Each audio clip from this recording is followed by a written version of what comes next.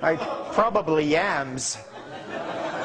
I hope I didn't offend anyone with a cucumber there part, but I figured, hey, at least I left out kumquats. I'm Rob, folks. Thanks for coming out.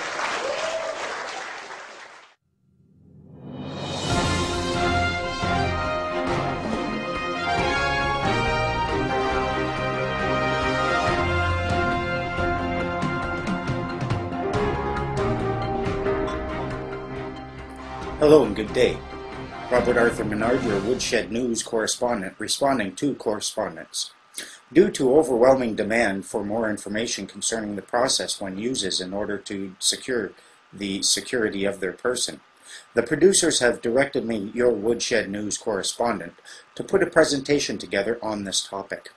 I had the opportunity to interview Pavlos Papadakis, one man who is in the process of demanding his security, and I researched the other ways in which people across Canada are demanding what rightfully belongs to them. There seems to be 4 fundamental ways in which one can become a holder of their security certificates. These are all similar in that someone is making a demand for the return of property. They differ only in who is making the demand and who is witnessing this process. The first way is to use a notary public. This, of course, requires a certain level of knowledge about the law and the process of using a claim of right and what is required to demand your property. People have also used this process with people empowered as commissioners for taking oaths and have also secured notices of estoppel barring police from enforcing statutory restraints and limitations on individuals who have made these claims. The second way available would be to use a lawyer, as much the same way one might hire a plumber to fix clogged pipes, even though they know how to do it themselves, or can at least flush. They don't want to deal with the crap and can hire someone else to do the dirty work. The problem with this route is you remain ignorant and thus are hardly empowered at all. However, it certainly seems like a possible path. If you pretend that you own stock in any other corporation and your cousin is holding it and refuses to return it to you, could you not hire a lawyer to get it returned? Same concept here would hold true. You can sic a lawyer on them. The third and likely most exciting way is to demand the return of your security when you are in court on other issues, such as traffic tickets or demands made by banks for payments of a mortgage or a loan. This is what Pavlos Papadakis did when a certain bank tried to sue him for outstanding student loans. Recently, Pavlos was spotted in the local area, and I donned my senior Woodshed News hidden camera undercover field investigative reporter glasses and tracked him down, locating him near a favorite fishing spot and beaver dam. Here is a candid interview with Pavlos Papadakis, done to the best of my abilities. He's going to be holding on to a financial instrument worth a whole lot of money.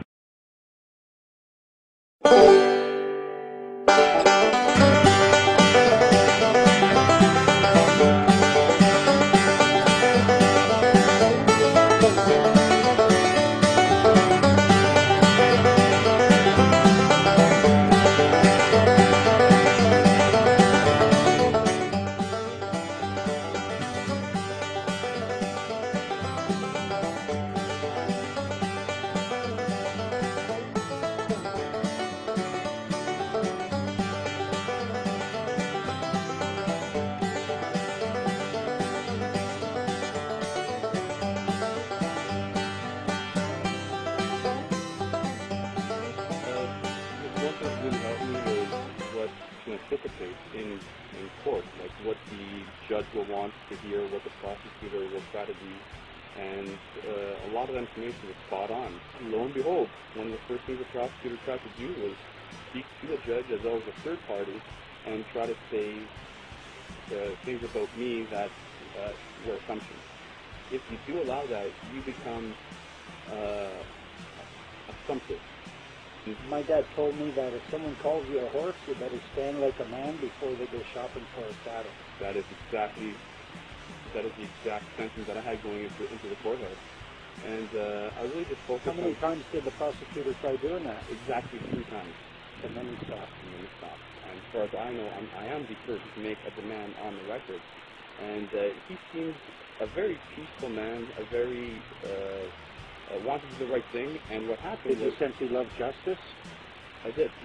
He tried to test my knowledge of that, and when he did so, he said something that was very, I guess, poignant, is, I cannot protect you if you go out the courthouse and fall down the stairs. That's not... And I asked him, are you claiming that security of the person needs protection? And he backed right off. He said, no, I do not. And from that point on... You didn't want to make that claim? Absolutely not. No. And then did he accept your claim that it was a financial instrument? He did not rebut it. And I was on the record stating that through my due diligence, research, and reason, I have come to the conclusion that this security of the person is a financial instrument. And that financial instrument will satisfy the demands of the bank, and I empower him to bring it to the courthouse in order for me to claim it. How did you explain it to him? Did he accept it? Or? Yeah, I gave him a great analogy that I'll tell you right now. It's as though you're in a restaurant, right? Imagine that you go to a table, you sit down. What am I eating? Well, I would say some sort of a light vegetarian meal. Will there be cheese? Absolutely not. What about bacon? Possibly. Possibly bacon. I like vegetarian bacon, but go ahead. I just wanted to try to imagine it properly. That's right. Am I eating alone or am I with someone? No, you're alone. Damn. Damn. Okay. And anyways, you have your meal, you order your food, it comes. How long do I have to wait for my meal? Probably around 30 to 35 minutes. That's a long time. It's a pretty high volume restaurant. Is it a busy restaurant? Yeah. Okay. Is my waitress cute? It's a waiter. Damn. Yeah, a waiter. Okay. So anyways, is he paying off a student loan?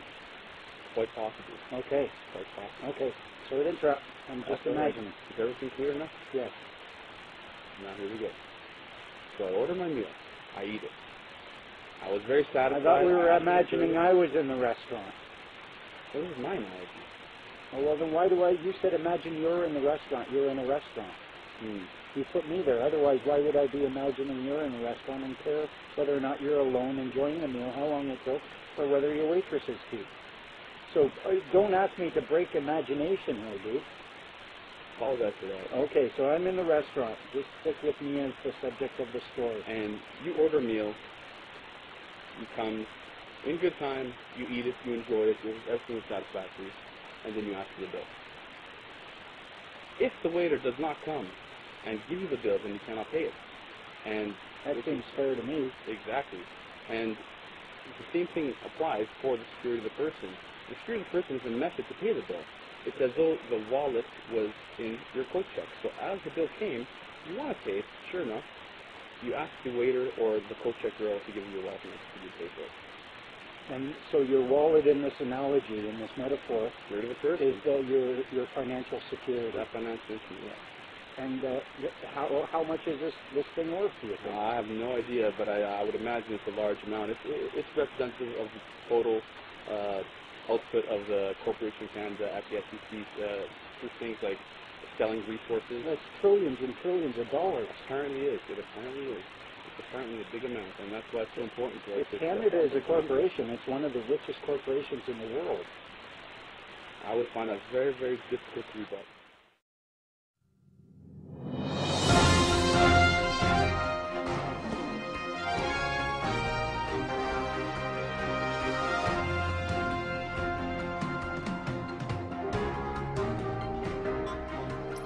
Pavlos also informed me that he had met with 2 members of the Royal Canadian Mounted Police and told them about his beliefs and findings. According to him, the fact that there is a company called Canada registered with the Securities Exchange Commission was news to them, and they stated they would look into these developments. I like Pavlos' way a lot, because anyone facing a traffic ticket can demand the return of their security, tying that return to the order or outcome, and the powers that be who may be abusing our trust in that they use traffic ordinances for revenue collection and have expanded their mandate unlawfully won't know who will be making these demands. The 4th way would be to go to your Member of Parliament and make your demand there. After all, if anyone should know where that thing is, it is them, and you can